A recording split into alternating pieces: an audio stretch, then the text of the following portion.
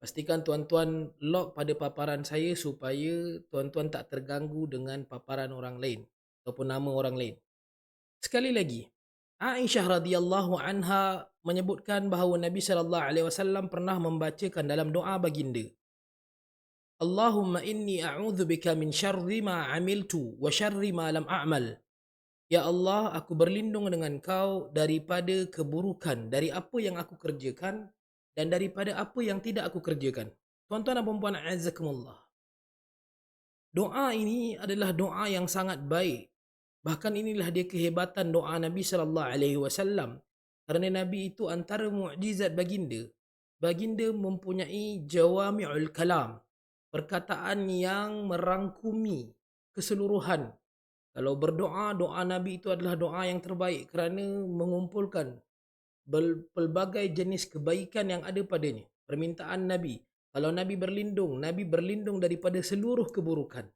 Dan kalau kita lihat dalam hadis ini, dalam doa baginda, yang mana Nabi sallallahu alaihi wasallam menyebutkan aku berlindung dengan kau daripada keburukan dari apa yang aku kerjakan dan keburukan dari apa yang tidak aku kerjakan. Adakah kita sedar bahawa dalam setiap hari kita, rutin harian kita, ada kalanya kita melakukan sesuatu dan ada kalanya kita juga memilih untuk tidak melakukan sesuatu. Dan boleh jadi apa yang kita lakukan itu membawa keburukan atau menghasilkan keburukan, dan dalam masa yang sama apa yang kita tolak ataupun kita tinggalkan daripada melakukannya itu juga menghasilkan keburukan. Setiap hari kita berhadapan dengan keputusan yang kita perlu lakukan. Sama ada keputusan kita itu betul ataupun salah.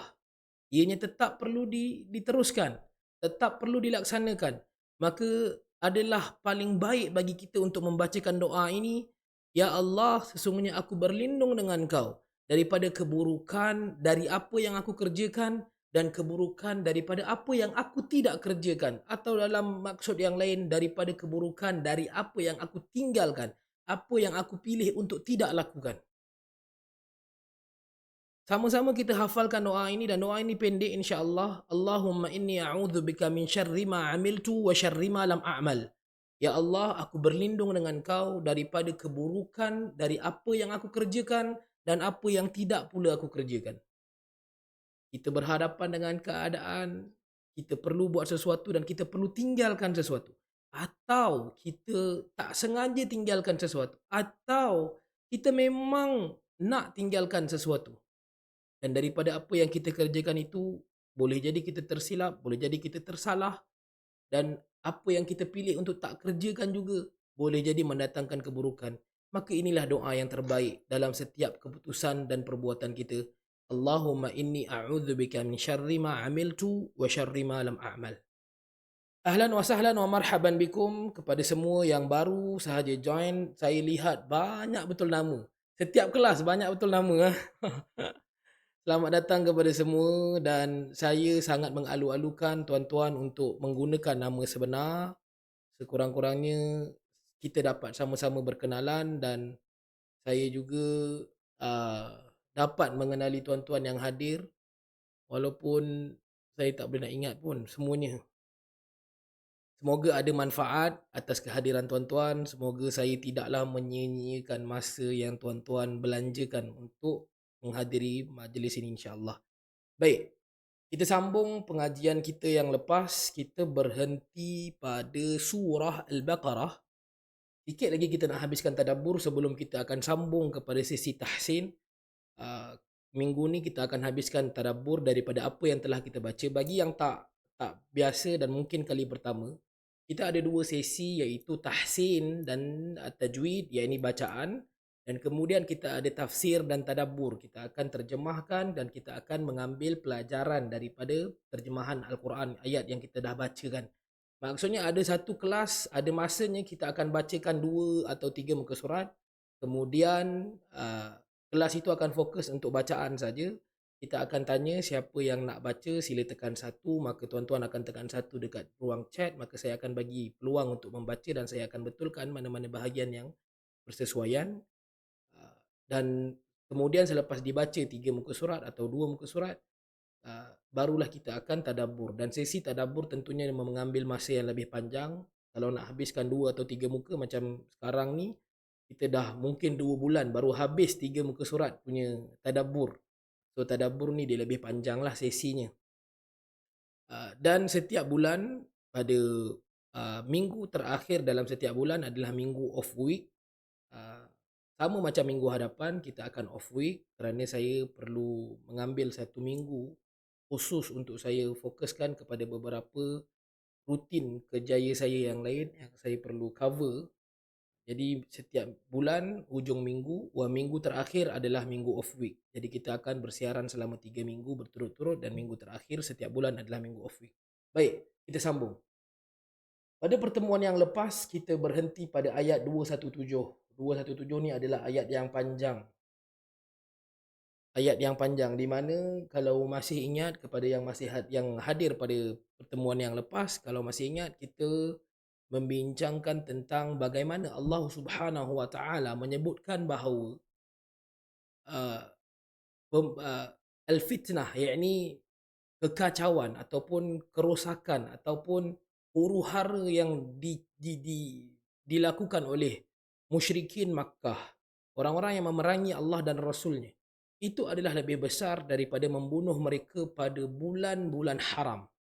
Yas'alunaka 'anil syahril harami qitalin fih. Mereka bertanya kepada engkau wahai Muhammad tentang pembunuhan ataupun peperangan yang mereka cetuskan dalam bulan haram. Dan itu adalah apa yang terjadi di antara Sariyah. Kalau masih ingat lagi, saya kena sebut benda-benda ni supaya tuan-tuan sentiasa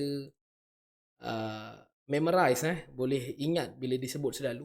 Sariyah ataupun kumpulan-kumpulan kecil yang diutuskan oleh Nabi SAW dan diletakkan di tempat-tempat tertentu untuk mengawasi dan mengawali Madinah Al-Munawwarah. Yang kita tahu Madinah ini adalah satu kota yang kecil pada zaman itu, dan kota itu hari ini adalah sebesar Masjid An-Nabawi, gate to gate tu. Siapa yang dah pernah pergi ke Masjid An-Nabawi tahulah bahawa gate to gate tu, itulah dia besarnya kota Madinah pada zaman itu. Even Masjid Nabi, yakni Masjid An-Nabawi, pada ketika itu, pada zaman itu, hanyalah sebesar kawasan yang kalau bagi saf lelaki masuk ke depan sikit, nak sampai ke kawasan mihrab ataupun mimbar Nabi ataupun kawasan Raudah, adanya satu kawasan yang bumbungnya sama macam bumbung kat luar. Dia boleh buka, boleh tutup tu. Payung dia tu. Itu adalah simbolik kepada pohon tamar, yang mana kawasan itulah besarnya Masjid Nabawi pada zaman Nabi SAW. Baik. Apa kita nak cerita tadi? Okey.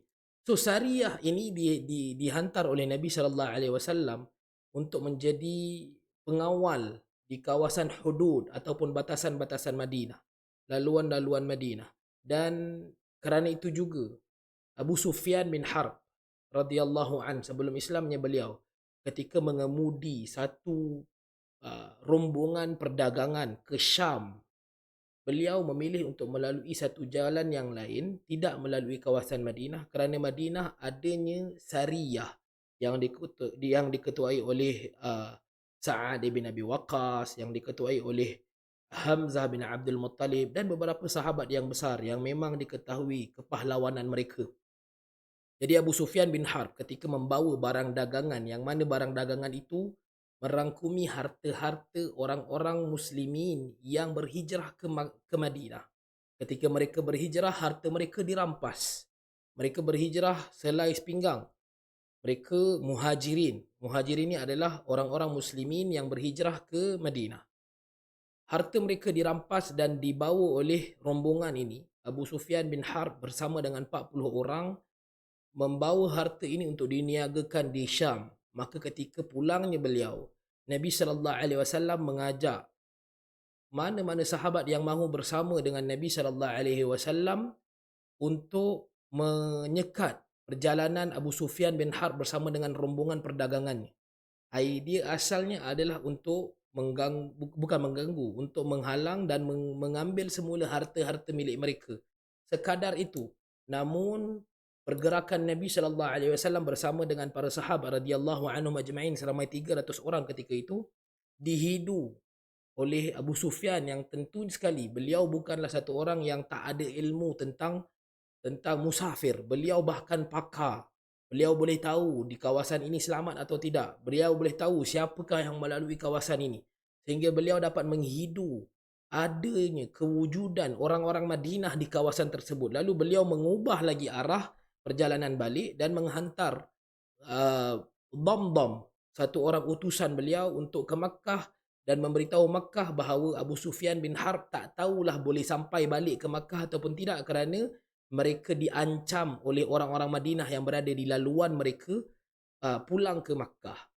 Maka mendengar berita ini, apatah lagi melodi ketika itu, Damdam itu bukan sekadar menyampaikan berita, bahkan menggembar-gemburkan ia menjadi satu drama yang dahsyat dengan mengoyakkan bajunya, dengan menyembelih, menahar untanya, mengambil darah dan dilumurkan di badannya, seolah-olah mereka diserang sedangkan tiada apa yang berlaku. Ini mencetuskan kemarahan kepada orang-orang Makkah yang seakan-akan mereka ini dicabar. Dan ketika itu orang-orang Makkah diketuai oleh Amr bin Hisham ataupun lebih dikenali sebagai Abu Jahal.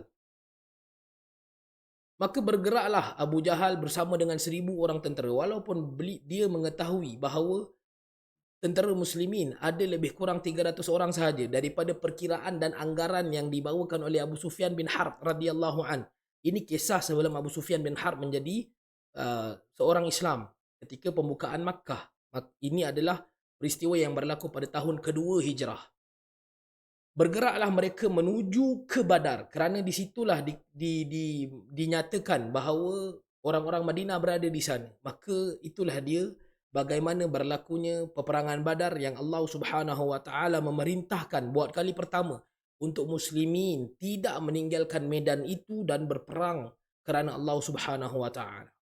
Penting untuk kita faham kisah-kisah peperangan yang berlaku di bawah pimpinan Nabi sallallahu alaihi wasallam kerana ianya akan membantu banyak dalam memahami konteks ayat, sababun nuzul dan juga apakah yang dimaksudkan dengan ayat-ayat tertentu, terutamanya ayat yang sedang kita bacakan. Bagaimana Allah Subhanahu wa taala mengizinkan peperangan itu berlaku, bahkan tidak ada satu pun perintah Allah Subhanahu wa taala yang boleh kita dapati menjurus kepada muslimin pergi serang orang musyrikin yang tidak melakukan apa-apa, yang tidak bersalah. Tidak. Jelas sekali kalau kita lihat dalam peperangan Badar, ianya adalah peperangan yang tidak dapat dielakkan. Bahkan Nabi SAW membawa maruah Islam, membawa maruah Madinah, dan sekiranya Nabi yang memang ketika itu diketahui berada di Badar dan mengetahui datangnya tentera Abu Jahal, musyrikin Makkah seramai 1,000 orang dan mereka balik ke Madinah, jelas sekali berita ini akan menjadikan Madinah termasuklah Nabi sallallahu alaihi wasallam sebagai orang yang layak dipanggil sebagai pengecut. Allah Subhanahu wa taala menjanjikan kemenangan buat muslimin, namun tidaklah kemenangan itu datang hanya dengan duduk bergendang menyanyikan ya hanana, tidak.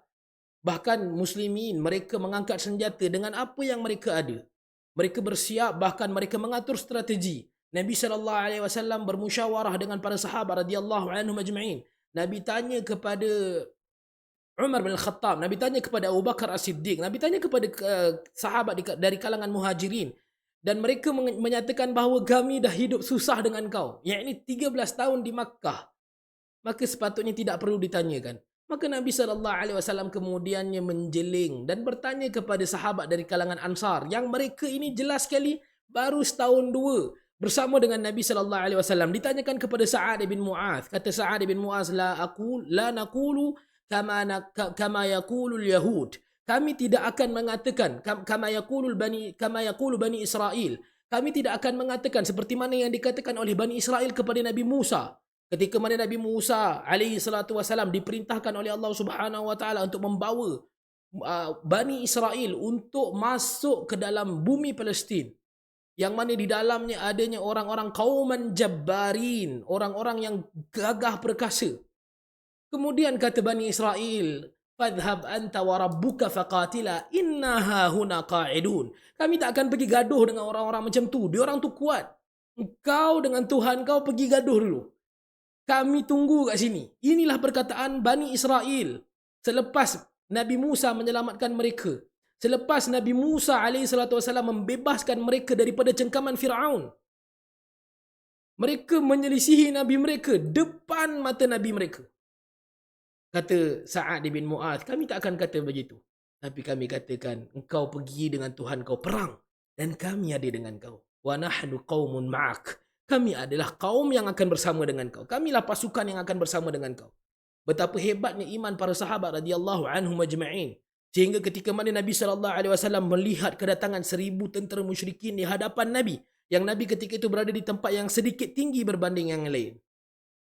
Nabi doa kepada Allah Subhanahu wa taala, Allahumma in tuhlika hadhihi al-asabah lan tu'bad abada.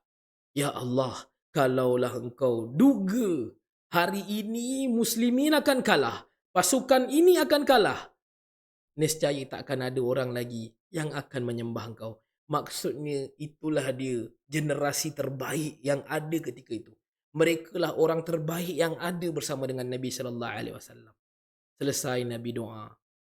Ketika mana Nabi dibangunkan, Nabi doa, tangan Nabi tinggi sehingga jatuh kain yang menutup bahu Nabi, ridak Nabi. Abu Bakar tenangkan Nabi. Bila Allah Subhanahu wa taala dah janjikan, maka Allah Subhanahu wa taala la yukhliful mi'ad, tidak menyelisihi janjinya. Bangunlah Nabi, keluarlah Nabi daripada kemah yang meredupkan Nabi ketika itu. Nabi melihat Jibril turun dengan 1000 malaikah. Alfum minal malaikati munzalin. 1000 malaikat turun bersama dengan Jibril. Nabi menyebut Allahu Akbar. Bunuhlah, pancunglah kepala-kepala pembesar-pembesar Makkah. Mereka datang memberikan, menghulurkan kepala mereka untuk kalian. Bunuh mereka, kata Nabi SAW. Itulah dia sedikit sebanyak bagaimana berlakunya peristiwa peperangan Badar. Bagaimana muslimin yang mereka datang hanya untuk menyekat rombongan perniagaan yang tentu sekali mereka tahu rombongan perniagaan ini tidaklah membawa senjata, tidaklah berbaju besi, dan tentu sekali mereka sebagai orang yang datang nak berbincang, nak mendapatkan semula harta mereka, mereka datang dengan senjata yang minimum untuk musafir semata-mata, mungkin untuk menyembelih kambing, untuk dimakan, untuk dimasak dan sebagainya. Dan Allah Subhanahu wa taala uji keimanan mereka dengan hanya bergantung kepada Allah Subhanahu wa taala. Bergantung kepada Allah Subhanahu wa taala semata-mata, dan mereka buktikan kebergantungan mereka kepada Allah Subhanahu wa taala adalah kebergantungan secara mutlak, ikhlas lillahi taala, dan Allah Subhanahu wa taala kotakan janji Allah. Kemudian berlakunya peristiwa peperangan Uhud tahun ketiga Hijrah. Takkan kita nak cerita semuanya hari ni. Baik, kita sambung. Kita belum masuk satu ayat dulu lagi. Innal ladzina amanu wal ladzina hajaru wa jahadu fi sabilillah. Sesungguhnya orang-orang yang beriman. Ini beberapa golongan, kategori yang Allah Subhanahu wa taala masukkan ke semuanya. Maksudnya ada beberapa golongan daripada kalangan sahabat yang mereka termasuk dalam hanya salah satu daripada golongan-golongan ini. Ada juga yang merangkumi semuanya. Dan tentu sekali yang termasuk dalam kesemua golongan adalah yang paling baik. Yang pertama, orang-orang yang beriman. Innal ladzina amanu. Para sahabat radhiyallahu anhum ajma'in ada di kalangan mereka yang mereka beriman kepada Nabi sallallahu alaihi wasallam, tetapi mereka tidak terlibat dalam banyak urusan lain. Mungkin kerana usia mereka, mungkin kerana kekurangan mereka. Sahabat Nabi ada yang OKU. Tuan-tuan, sahabat Nabi ada yang OKU, ada yang buta, ada yang tak ada kaki, ada yang tempang. Ada, memang ada. Bahkan ada yang sangat dahsyat keuzuran mereka. Jadi kata Allah Subhanahu wa taala, sesungguhnya orang-orang yang beriman. Walladzina hajaru, dan orang yang berhijrah. Yakni daripada Makkah ke Madinah, meninggalkan sama ada Makkah ataupun mana-mana tempat, termasuklah Abu Dhar Al-Ghifari yang membawa seluruh kampung ni daripada suku kaum Ghifar yang berada di luar kota Makkah, di antara perjalanan Makkah menuju ke Madinah. uh, Beliau membawa seluruh kaum beliau datang ke Madinah, yang mana sebahagiannya telah pun beriman dan sebahagian lagi melafazkan keimanan mereka ketika bertemu dengan Nabi sallallahu alaihi wasallam di Madinah.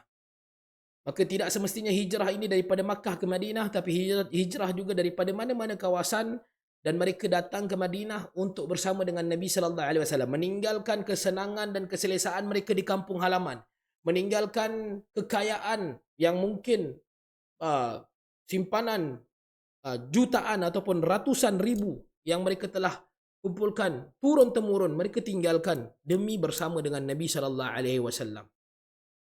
Orang-orang yang beriman dan orang-orang yang berhijrah, wajahadu fi sabilillah, dan orang-orang yang berjihad di jalan Allah Subhanahu wa taala. Ini yang saya maksudkan tadi. Adanya sahabat yang mereka beriman, mereka berhijrah bersama dengan Nabi sallallahu alaihi wasallam, dan mereka juga turut serta dalam peperangan berjihad di jalan Allah Subhanahu wa taala. Tuan-tuan, jihad yang dimaksudkan ini bukanlah jihad yang membawa kepada kematian. Ada beza jihad dengan syahid. Syahid cerita lain. Jihad bersama dalam jihad itu sahaja sudah pun membawa kepada kemuliaan. Syahid adalah ganjaran bagi orang yang berjihad, yakni dia memperoleh syahid di dunia. Ada di kalangan sahabat yang menyertai beberapa siri jihad, namun mereka tidak dikurniakan dengan syahid. Mereka tidak direzekikan dengan syahid, dan itulah yang ditangisi ketika akhir hayat Khalid bin Al-Walid radhiyallahu an, di mana beliau jelas sekali satu orang pemimpin ketenteraan yang hebat. Bahkan setiap peperangan yang beliau pimpin adalah peperangan yang tidak pernah adanya kekalahan padanya.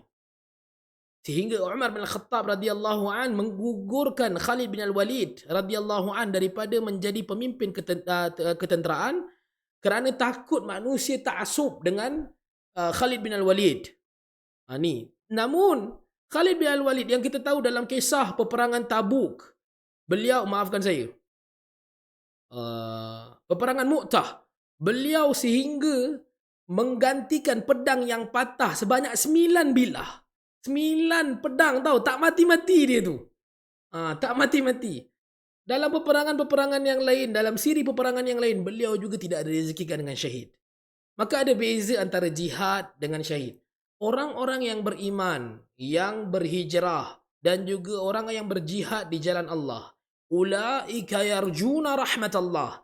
Mereka ini adalah orang yang mengharapkan rahmat Allah Subhanahu wa taala. Maka jangan kita perlekehkan, tuan-tuan dan puan azakumullah, usaha jihad, usaha hijrah, apalagi orang-orang yang beriman. 3 golongan ini 3 golongan yang penting. Orang yang beriman, mereka mengimani Allah dan Rasulnya kerana mereka mengharapkan rahmat Allah Subhanahu wa taala. Orang yang berhijrah juga mereka melakukan hal itu kerana mengharapkan rahmat Allah Subhanahu wa taala. Orang-orang yang berjihad, tentu sekali mereka berjihad di atas jalan Allah. Orang Jawa sebut nothing to lose. Mereka berjihad. Kita lihat bagaimana saudara kita di Palestin hari ini. Mereka berjihad untuk apa? Untuk popular di media sosial. Adakah mereka berjihad untuk merampas, untuk mempertahankan rumah mereka yang tak seberapa? Adakah mereka berjihad untuk memperoleh harta yang banyak? Duit yang berkoyan-koyan? Adakah itu? Jelas sekali tidak. Mereka berjihad kerana Allah Subhanahu wa taala. Saya dah pernah sebutkan dalam pertemuan yang lepas. Orang-orang Palestin, mereka berjihad demi menjaga maruah kita. Kalaulah mereka sebagai benteng terakhir, mereka juga lari daripada tanah mereka.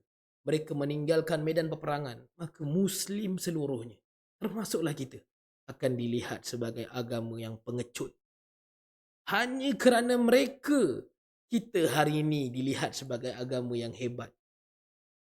Bertahannya mereka adalah demi maruah agama yang berada di bahu mereka. kita letakkan bulat-bulat di bahu mereka tanpa ada sebarang bantuan dari kita. Tanpa ada usaha untuk kita hafal pun doa untuk kita bacakan buat mereka.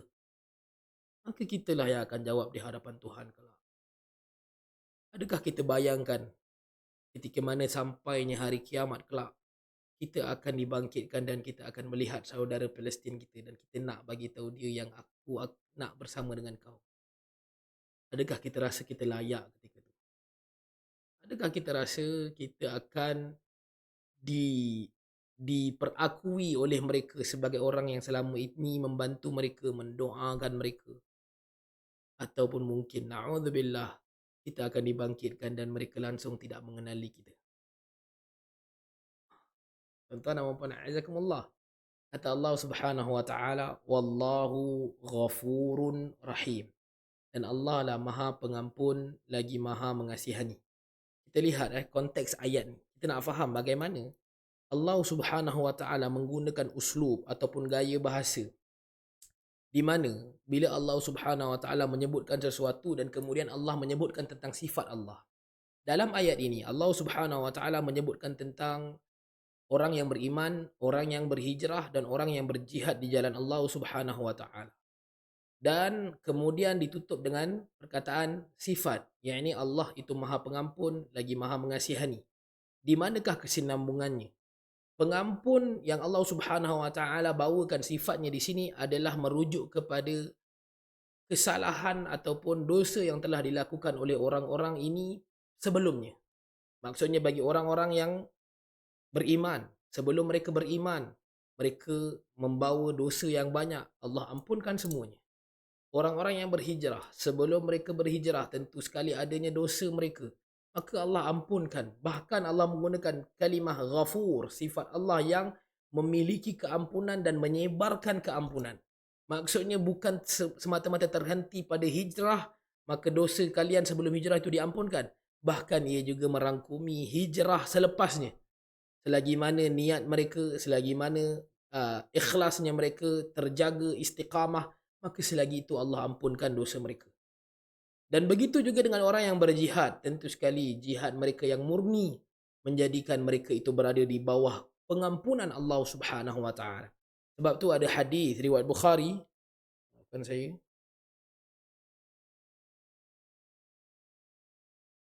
Ada hadis riwayat Bukhari, kata Nabi sallallahu alaihi wasallam, bila mana maafkan saya. Maafkan saya. Alamak. Mana tu? Ada karaoke ke? Maaf. Maaf. Baik. Mana tadi? Adanya hadis riwayat Bukhari, kata Nabi sallallahu alaihi wasallam, pada hari kiamat apabila telah selesai dibangkitkan manusia, maka orang awwalu ma yuqdan nas yaumal qiyamah, manusia yang awal sekali dibangkitkan pada hari kiamat, rajulun ustushhida, satu lelaki yang mati syahid. Tentu sekali hebatnya jihad dia sehingga dia itu memperoleh direzekikan dengan mati syahid, dibangkitkan pada hari kiamat sebagai orang yang pertama diadili. Maka Allah Subhanahu wa taala tanyakan kepada dia. Allah Subhanahu wa taala tanyakan kepada dia, "Ma amilta bihadha?" Apakah yang engkau lakukan sehingga engkau memperoleh syahid ini? Maka kata lelaki tadi, "Qataltu fika hatta ustushhid." Aku berjuang di jalan kau ya Allah sehinggalah aku mati syahid. Maksudnya ni berjuang yang bukan masuk ke depan, lari ke belakang, kemudian ronggeng kejap. Tidak. Memang dia perang sehingga dia mati syahid. Namun Allah Subhanahu wa taala menyebutkan kadzabt. Kau berdusta.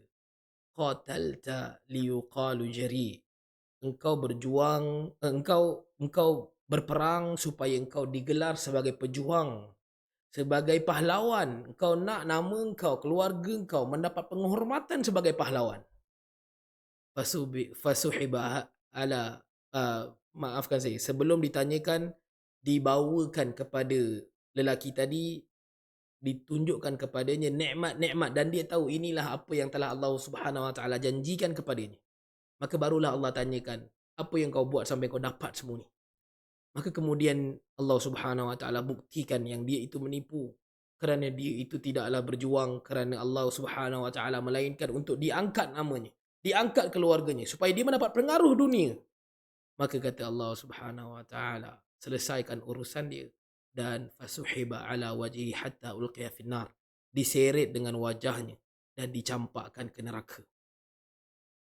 Sebab tu tuan-tuan dan puan azakumullah, Allah Subhanahu Wa Taala sebutkan dalam ayat ini betapa Allah ini Maha Pengampun dan mengampunkan orang yang berjihad di jalan Allah lillahi taala, ikhlas kerana Allah Subhanahu Wa Taala.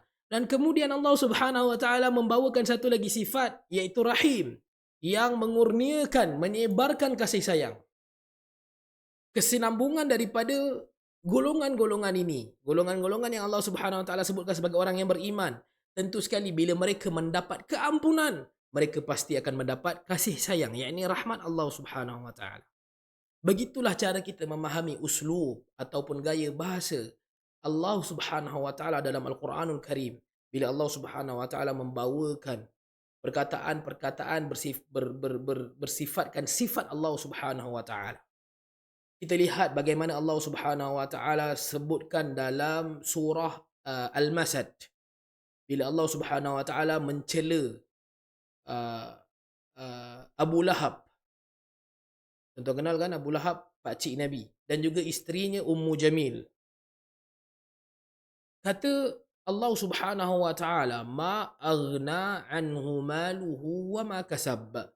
Tidaklah Allah Subhanahu Wa Taala tagihkan, perlukan apa-apa daripada usahanya, daripada hartanya. Dan Allah Subhanahu Wa Taala menyebutkan tentang sifat ghani, yakni kekayaan Allah yang tidak perlukan kepada satu apa pun untuk menambah ataupun mengurangkan. Allah sendiri uruskan, tidak perlukan kepada apa-apa pun. Sama ada kita beriman, tidaklah menjadikan Allah Subhanahu Wa Taala itu semakin kuat. Ataupun kita tidak beriman, tidak pula menjadikan Allah Subhanahu Wa Taala itu semakin lemah. Tidak. This is not the concept of God. Itu bukannya konsep ketuhanan. Bila Allah Subhanahu Wa Taala sebutkan tentang ghani, itu merujuk kepada Allah Subhanahu Wa Taala tidak memerlukan kepada kebaikan ataupun keburukan yang dihasilkan oleh mana-mana hamba-Nya. Yas'alunaka 'anil khamri wal maisir. Kita masuk kepada satu mikro yang baru, satu perbahasan yang baru, iaitu berkenaan dengan hukum hakam. Dan jelas sekali bila sebut tentang ayat-ayat hukum hakam, ini haram, ini halal, kebanyakan, boleh kata majoriti ayat ini diturunkan di Madinah ataupun lebih dikenali sebagai ayat Madani. Ayat-ayat Madani. Kerana sebelum hijrahnya Nabi sallallahu alaihi wasallam ke Madinah, hukum hakam ini tidaklah diperjelaskan secara meluas. Dan pada peringkat awal dakwah Nabi sallallahu alaihi wasallam, Allah Subhanahu Wa Taala memfokuskan dakwah Nabi ini kepada tauhid, mengesakan Allah Subhanahu Wa Taala, memahami dan meyakini dengan jelas bahawa Allah Subhanahu Wa Taala satu-satunya Tuhan yang berhak disembah. Ketika mana berlakunya perjanjian Bai'ah Aqabah yang pertama dan yang kedua pada tahun 11 dan 12 kerasulan. Tuan-tuan masih ingat tak bila saya terangkan tentang fasa sirah? Adanya fasa kerasulan, adanya fasa, maafkan saya, bermula daripada fasa kelahiran, kemudian fasa kerasulan dan kemudian fasa hijrah. Bila fasa kelahiran bermaksud fasa ini adalah fasa sebelum diutuskan Nabi sallallahu alaihi wasallam dengan wahyu yang pertama yang diturunkan di Ghar Hira, dibawa oleh Jibril alaihi salatu wasallam. Maka bahasanya akan kita gunakan dengan cara tahun pertama kelahiran, tahun kedua kelahiran, tahun ketiga kelahiran, tahun keempat kelahiran. Kalau ingat lagi tahun kedua kelahiran, sepatutnya Halimah bintu Abu Dhu'aib, Halimah Sa'diyah, menghantar Nabi sallallahu alaihi wasallam pulang ke Makkah daripada Taif, namun beliau tidak memulangkan Nabi sallallahu alaihi wasallam kepada ibunya Aminah bintu Wahab kerana beliau terlalu sayangkan Nabi dan beliau merasai keberkatan yang ada pada Nabi sallallahu alaihi wasallam dengan suburnya tanaman yang dijaga oleh keluarga beliau dan gemuk-gemuknya ternakan yang diuruskan oleh suami beliau Abu Qubais. Maafkan saya, Abu Kabsah. Macam mana kita boleh sampai kat situ, eh? Macam jauh, eh? Tapi itulah cara memahami. Kemudian pada tahun keempat kelahiran Nabi SAW ketika sedang bermain-main dengan adik-adik yang lain, baby-baby yang lain, kemudian Nabi SAW ditangkap oleh dua lelaki, dibelah dada Nabi, dikeluarkan jantung Nabi, dibasuhkan dengan susu, madu dan air zam-zam. Ada khilaf pada lafaznya. Ah, Kemudian diserahkan semula kepada Halimah bintu Abu Dhu'aib, dan ketika itu Nabi menunjukkan kesan belahan yang ada pada dada Nabi menjadikan Halimah bintu Abu Dhu'aib, Halimah tu Sa'diyah lebih dikenali begitu, takut dan hantar semula Nabi SAW di bawah jagaan Aminah bintu Wahab. Dan Nabi SAW sempat hidup bersama dengan Aminah 2 tahun, tak sempat nak manja betul-betul lagi. Kalau 2 tahun budak dengan kita, apalah yang sempat sangat pun. Aminah bintu Wahab wafat. Kemudian Nabi SAW dijaga oleh atuknya, cuba untuk manja, namun 2 tahun juga, tahun ke-8 kelahiran Nabi SAW, wafatnya Abdul Muttalib bin Hashim. Kemudian Nabi SAW di bawah jagaan Abu Talib, dan ketika itulah Nabi SAW mulai cenderung untuk bermain-main dengan kambing-kambing, sehingga orang-orang Makkah, uncle-uncle di Makkah, mereka melihat bakat yang ada pada Muhammad SAW dalam menguruskan kambing-kambing. Pandai betul Muhammad ni main dengan kambing, ajak kambing makan, mandikan kambing, uruskan kambing. Maka mereka mengambil kesempatan ini untuk mengupah Nabi SAW untuk menguruskan kambing-kambing mereka. Maka jadilah Nabi pengembala kambing secara profesional, komersial, mengambil upah. Dan daripada mereka yang mengupah Nabi ini, ada satu orang namanya uh, uh, Halah bintu Khuwailid. Halah bintu Khuwailid, dia ada adik-beradik, yang mana satu hari ketika dia bertemu dengan adiknya menyuarakan, adiknya ini adalah seorang janda yang pernah bernikah 2 kali sebelum ini, dan pernikahan itu tidaklah berjaya hingga ke akhirnya, kerana kedua-dua suaminya sebelum ini wafat dan meninggalkan harta yang banyak, dan beliau memiliki harta yang banyak daripada keluarga beliau sendiri, iaitu daripada Bani Asad. Maafkan saya, Khadijah bintu Khuwailid bin Al-Asad bin Abdul Uzza bin Abdul Manaf bin Qusay bin Kilab bin Murrah bin Ka'ab bin Lu'ay bin Ghalib bin Fihr bin Malik, juga daripada suku kaum Quraisy. Kemudian, kenapa kita kena cerita pasal sirah ni? Ayat apa ni tadi? Oh, okey, okey. Nak cerita, nak fahamkan bagaimana peredaran dakwah Nabi sallallahu alaihi wasallam. Tapi macam dalam sangat ke saya ni, eh? Sekejap, kat mana saya dah boleh potong? Tak boleh, kita tak boleh teruskan, nanti dia jadi drag. Okey, baik. Dan kemudian ketika bertemu dengan adiknya Khadijah, Khadijah menyuarakan tentang uh, usaha beliau yang cuba mencari sesiapa di kalangan lelaki-lelaki Makkah yang boleh dipercayai, kerana rata-rata lelaki Makkah yang ada untuk yang diutuskan, yang diarahkan ataupun diberikan tanggungjawab untuk memperdagangkan harta beliau, semuanya penipu, semuanya scammer, tak ada yang boleh percaya. Maka kata Halah, ada seorang ni yang mengembala kambing aku, beliau memang seorang yang sangat boleh dipercayai, bahkan dia digelar dengan Al-Amin. Maka diperkenalkan Nabi SAW kepada Khadijah, dan Khadijah hantarkan Nabi pada sesi perniagaan yang pertama, ditemani oleh assistant Khadijah, namanya Maisarah. Maisarah adalah seorang lelaki. Dia bukan bonceng belakang perempuan, bukan. Lelaki.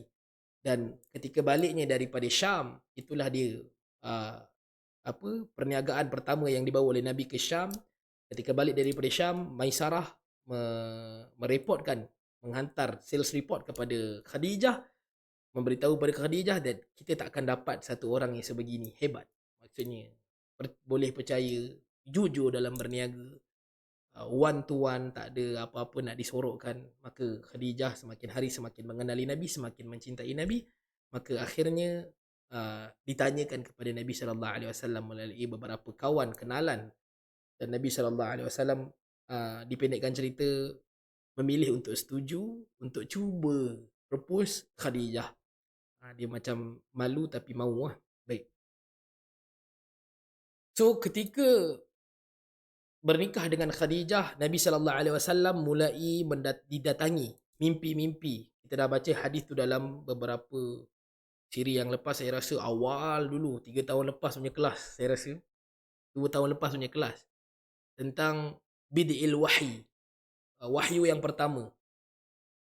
ketika Nabi sallallahu alaihi wasallam didatangi mimpi dan mimpi itu menjadikan Nabi sallallahu alaihi wasallam mula cenderung untuk bersendiri, yatahanatsu fih, Nabi sallallahu alaihi wasallam beribadah di Ghar Hira, sehinggalah pada satu hari ketika usia Nabi 40 tahun didatangi oleh satu, dalam podcast yang baru ni pun saya ada sebut juga, lembaga, it's not lembaga lah.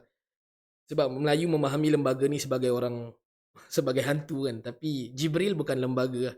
So satu susuk tubuh yang besar memeluk Nabi sallallahu alaihi wasallam, menyuruh Nabi untuk membacakan Iqra. Nabi menjawab, "Ma ana biqari'in, aku tak mampu nak baca apa-apa." Tak tahu nak baca apa. So 3 kali Nabi ulang benda yang sama, dipeluk juga ada sampai Nabi sakit dalam proses itu. Sehinggalah kali keempat Nabi sallallahu alaihi wasallam dilepaskan dan kemudian dibacakan kepada Nabi wahyu yang pertama, "Iqra bismi rabbikal ladzi khalaq, khalaqal insana min 'alaq, iqra wa rabbukal akram, alladzi 'allama bil qalam, 'allamal insana ma lam ya'lam." Baik, bermula daripada wahyu yang pertama, Nabi sallallahu alaihi wasallam berada dalam kepeningan. Kepeningan. Maka Khadijah bawa Nabi sallallahu alaihi wasallam berjumpa dengan Waraqah bintu Naufal, yang mana beliau juga adalah pakcik kepada Khadijah, dalam masa yang sama adalah pangkat sepupu kepada Nabi sallallahu alaihi wasallam. Dia orang pusing-pusing sama je. Waraqah bintu Naufal bin Al-Asad bin Abdul Uzza bin Abdul Manaf bin Qusay bin Kilab bin Murrah bin Ka'ab bin Lu'ay bin Ghalib bin Fihr bin Malik.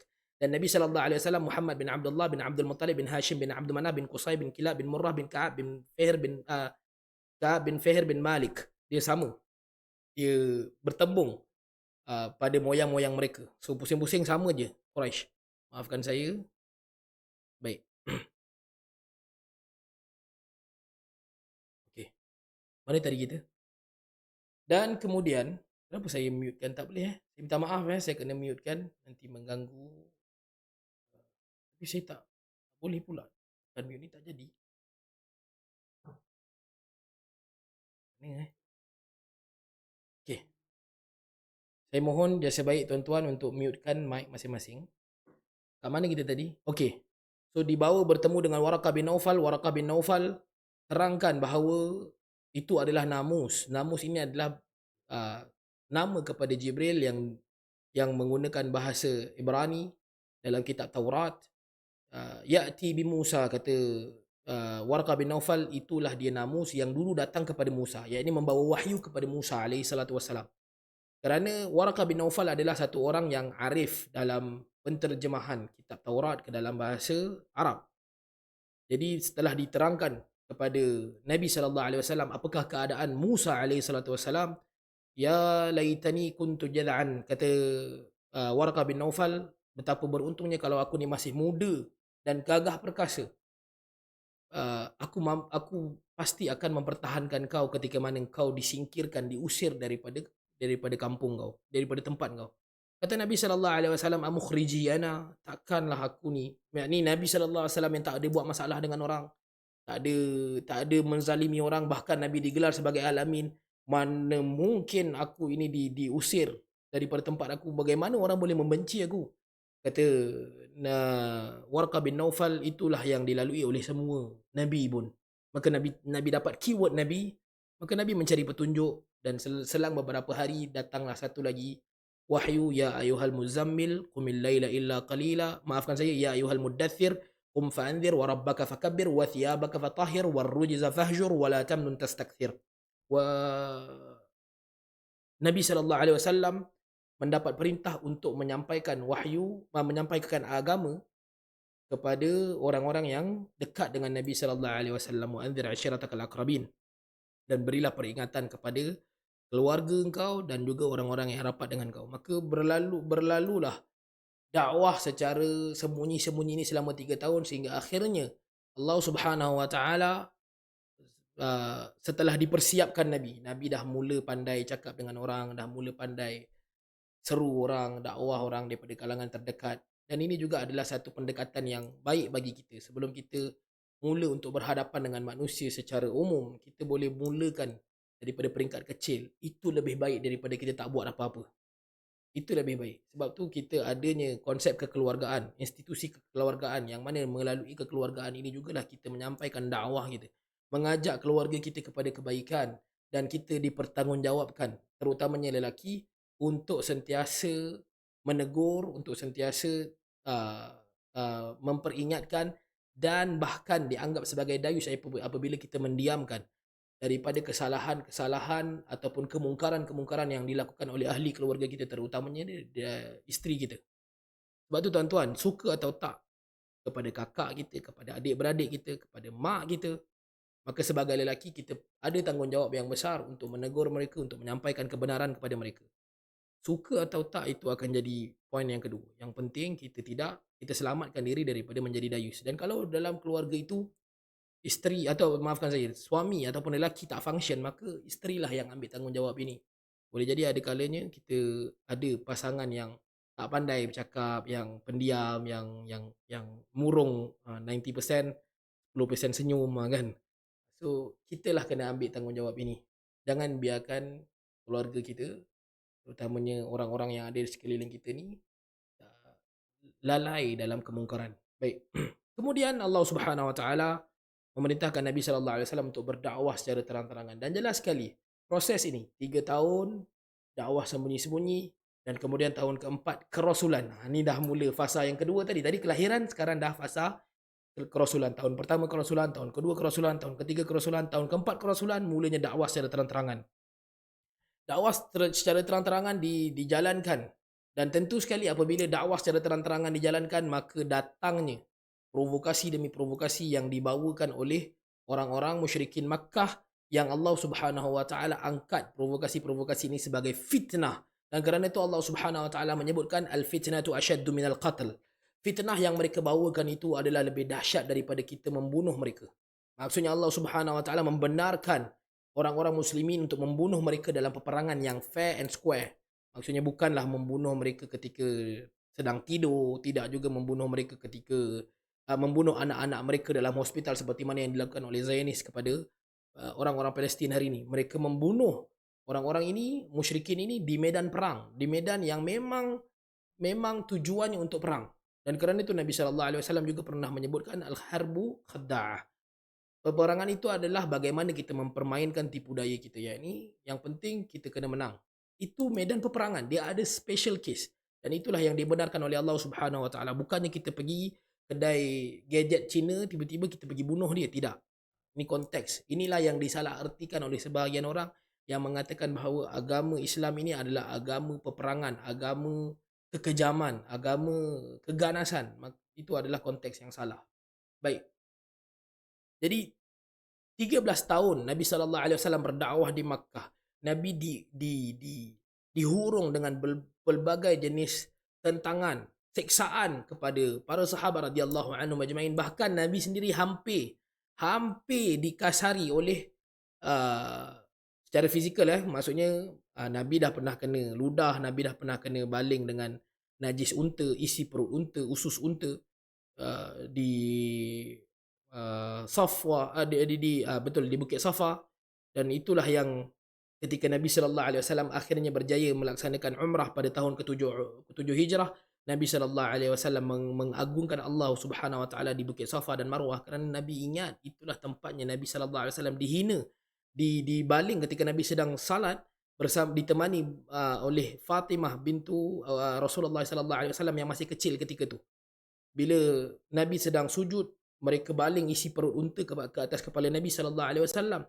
Fatimah yang masih kecil, masih baby, bangun bagi marah, "Uncle, kenapa buat ayah kita macam ni?" Nabi sallallahu alaihi wasallam sebutkan, "Da'hum ya Fatimah, biarkan mereka wahai Fatimah. Innallaha mani'un abak." Allah menjaga ayah kau. Nabi doakan, "Allahumma 'alaika bihadza, Allahumma 'alaika bi Abi Jahal, Allahumma 'alaika bi Umayyah, Allahumma 'alaika bi Utbah, Allahumma 'alaika bi Syaibah." Ya Allah, aku serahkan Abu Jahal kepada engkau. Aku serahkan. Doa ni jangan baca gaduh-gaduh dengan kawan, jangan pergi baca pula begitu. Tapi inilah doa Nabi, "Ya Allah, aku serahkan urusan Abu Jahal kepada engkau, aku serahkan urusan Utbah kepada engkau." Dan orang-orang yang disebutkan dalam doa Nabi ini, mereka mati dalam keadaan yang sangat hina. Abu Jahal dibunuh oleh dua orang, Mu'adh bin Afra dan juga Mu'adh bin Amr bin Al-Jamuh radhiyallahu anhuma, yang ketika itu hanyalah belasan tahun, 15 atau 16 tahun, yang turut serta dalam peperangan Badar. Ketua panglima tentera musyrikin Makkah dikalahkan oleh dua orang budak. Dan kemudian datang Abdullah bin Mas'ud, pancung kepala Abu Jahal, bawa kepada Nabi sallallahu alaihi wasallam. Baik. So, dalam proses ini Nabi SAW bersama dengan para sahabat radhiyallahu anhu ajma'in, mereka diuji dengan kesengsaraan, tekanan yang dahsyat. Dalam keadaan Allah Subhanahu wa taala tidak mengizinkan peperangan, tidak mengizinkan mana-mana sahabat radhiyallahu anhum ajma'in untuk mengangkat senjata memeranginya. Memang Nabi diuji untuk tough mentally dan physical. Begitu juga dengan para sahabat radhiyallahu anhum ajma'in. Dan tentu sekali mereka melalui waktu itu, period itu dengan pengisian dari sudut tauhid. Untuk menjadikan mereka kuat, mereka perlu benar-benar yakin, mereka perlu ada tauhid, yakni mengesahkan Allah, mereka perlu ada kebergantungan yang tinggi kepada Allah Subhanahu wa taala. Kerana mereka akan menjadi pelopor ataupun uh, pemimpin kepada orang-orang Ansar di Madinah. Allah Maha tahu. Allah plan begitu. Dan Nabi sallallahu alaihi wasallam pernah menyebutkan, umirtu biqaryatin ta'kulul qura yaquluna laha Yathrib wa hiya al-Madinah. Aku diperintahkan untuk berhijrah ke satu kampung yang akan memakan kampung-kampung yang lain. Ini adalah perkataan yang bukan datang daripada ilmu Nabi. Allah Subhanahu wa taala yang sebutkan sedemikian. Kampung yang akan memakan kampung-kampung yang lain. Mereka memanggil kampung ini dengan Yathrib, tetapi dia adalah Madinah. Dia adalah kota. Baik. Mereka bertanya kepada engkau, wish, pukul 10. Saya cuba lajukan. Mereka bertanya kepada engkau tentang al-khamru wal maisir. Minum arak dan juga judi. Qul fihima ithmun kabir.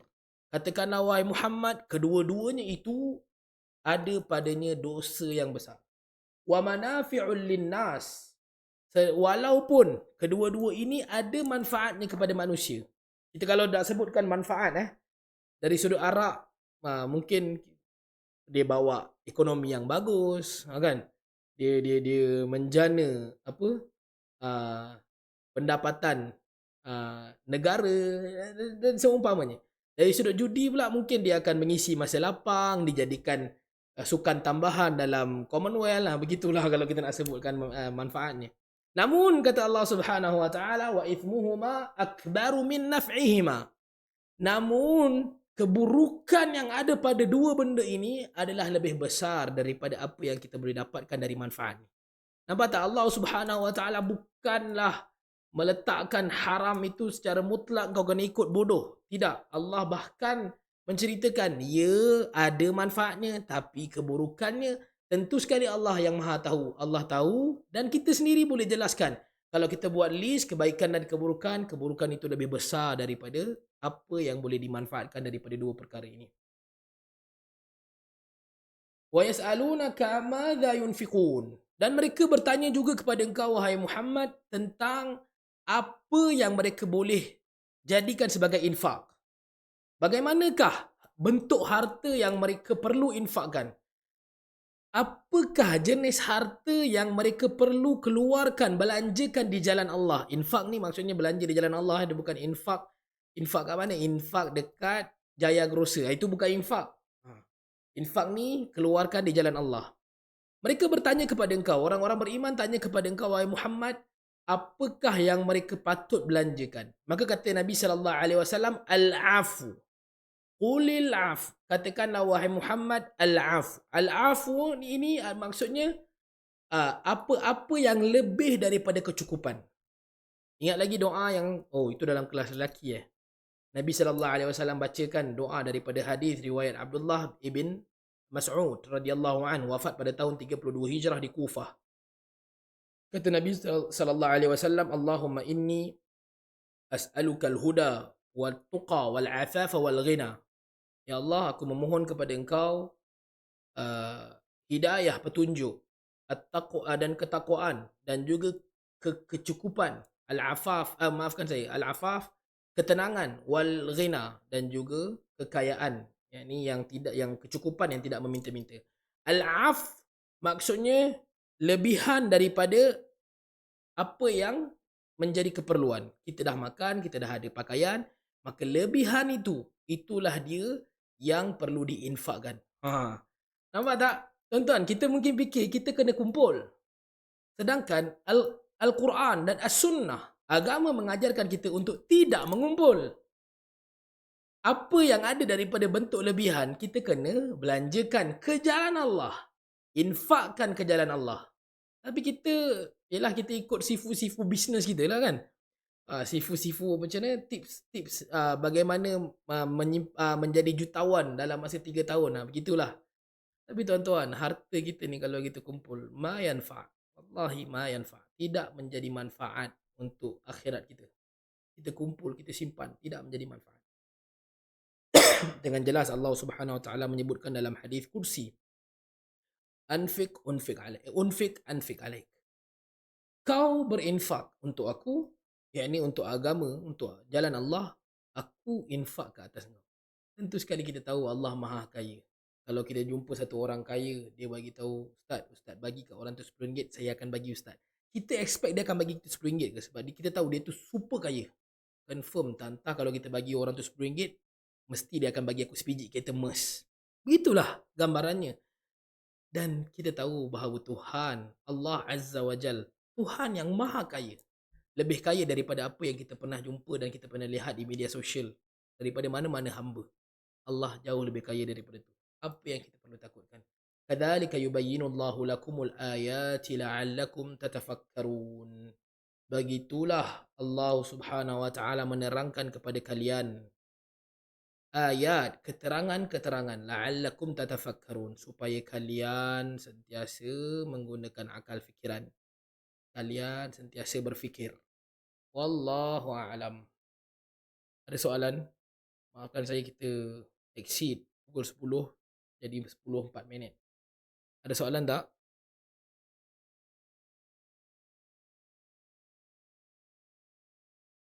Oh, binti Hamzah kongsikan hadis doa Allahumma inni as'alukal huda wa tuqa wal afafa wal ghina. Jazakallah khair. Baik, tuan-tuan dan puan azakumullah. Kalau tuan-tuan berminat untuk masuk dalam grup WhatsApp kita, tuan-tuan boleh pergi ke Facebook saya, buka profil saya, post yang pertama, main post yang saya pinkan itu adanya link untuk masuk dalam grup. Tuan-tuan pilih yang grup wanita. Kalau yang lelaki boleh pilih grup lelaki. So tuan-tuan akan keep updated lah dengan kelas-kelas. Dan tuan-tuan jangan risau, dalam grup kelas-kelas tu saya tak ada nak masukkan tiba-tiba apa iklan umrah ke, meniaga itu ke meniaga ini, tidak. Purely itu adalah untuk kegunaan sebaran kelas-kelas Al-Quran saja. Kalau tak ada soalan, tuan-tuan dan puan azakumullah, boleh saya dapatkan, subhanallah, saya boleh anggap ini adalah kelas paling ramai selepas berapa tahun dah kita jalan kelas ni. Saya rasa ini adalah yang paling ramai. Masya Allah, tabarakallah. Semoga Allah Subhanahu Wa Taala kurniakan kebaikan dan semoga kelas ini membawa manfaat untuk kalian. Maaf juga kalau saya membosankan. Maaf juga atas kekurangan, dan saya minta, boleh tak saya nak minta 10 like. Tuan-tuan gunakan emoji yang ada dekat Zoom tu, like, 10 like, dan kemudian kita akan tutup majlis kita. Saya ada nampak ada 3 dah like. Susah juga nak kena scroll Tak apa. 4, 5, 6, 7, 8, 9, 10. Baik, tuan-tuan dan puan azakumullah, sebelum kita tutup majlis kita, kita sama-sama doakan untuk saudara kita yang sedang berjuang, bertarung nyawa di bumi Gaza. A'udzu billahi minasyaitonir rajim. Bismillahirrahmanirrahim. Alhamdulillahirabbil alamin. Assalatu wassalamu ala asyrafil anbiya'i wal mursalin wa ala alihi washabihi ajma'in. اللهم صل على محمد وعلى ال محمد كما صليت على ابراهيم وعلى ال ابراهيم انك حميد مجيد. اللهم بارك على محمد وعلى ال محمد كما باركت على ابراهيم وعلى ال ابراهيم انك حميد مجيد. اللهم اللهم اعز الاسلام وانصر المسلمين واذل الشرك والمشركين ودمر اعداءك اعداء الدين واهلك الكفرة والمنافقين واليهوديين. اللهم انا نجعلك في نحور اعدائنا ونعوذ بك من شرورهم. اللهم بدل شملهم وشتت كلمتهم وزلزل أقدامهم وفرق جمعهم وسلط عليهم كلبا من كلابك يا جبار يا قهار يا منتقم يا ذا الجلال والإكرام. اللهم يا منزل الكتاب ويا مجري السحاب ويا هازم الأحزاب اهزمهم اليهود والنصارى اهزمهم وانصرنا عليهم. اللهم انصر إخواننا المسلمين في غزة، اللهم انصر إخواننا المسلمين في فلسطين، اللهم انصر إخواننا المجاهدين في غزة، اللهم انصر إخواننا المجاهدين في فلسطين، يا رب العالمين يا مجيب السائلين. ربنا آتنا في الدنيا حسنة وفي الآخرة حسنة وقنا عذاب النار، والحمد لله رب العالمين. تقبل الله منا ومنكم. بارك الله فيكم. سبحانك اللهم وبحمدك أشهد أن لا إله إلا أنت، نستغفرك ونتوب إليك. وصلى الله على خير خلقه محمد النبي الأمي وعلى آله وصحبه وبارك وسلم. أخوكم في الله، السلام عليكم ورحمة الله وبركاته.